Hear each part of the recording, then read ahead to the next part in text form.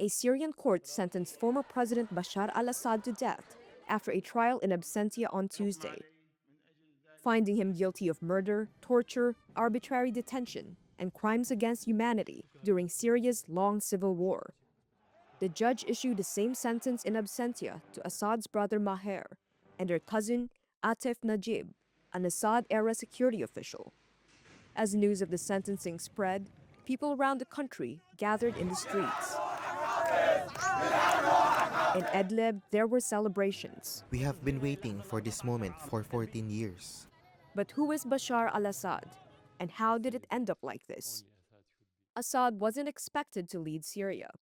Trained as an eye doctor, he was thrust into politics after the death of his older brother and became president in 2000, succeeding his father Hafez al-Assad.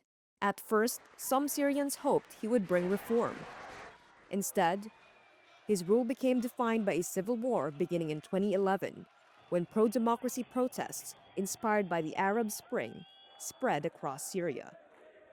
But rather than stepping aside, Assad's government launched a crackdown. The unrest spiraled into a civil war that killed hundreds of thousands of people. Assad has repeatedly denied allegations made against him. So how did his rule finally come to an end?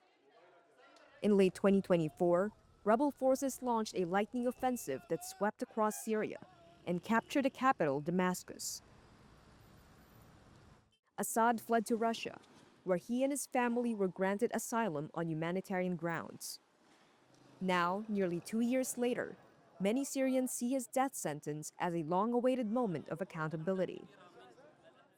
Outside the court in Damascus, people showed pictures of relatives killed or detained during the war and waved Syrian flags. Prosecutor Noha al-Masri, who lost her own brother in a crackdown on a Dara protest in 2011, was present at Tuesday's sentencing. We have been waiting for this moment for 14 years. The beginning was Atef Najib, but in the end, we will finish with the smallest regime thugs who tortured and oppressed the Syrian people. Today, these celebrations are neither the first nor the last. From day one, we have had certainty and faith in our just judiciary. While some legal experts question whether the sentence could complicate efforts to bring Assad back to Syria, for many families affected by the war, the verdict carries powerful symbolic significance.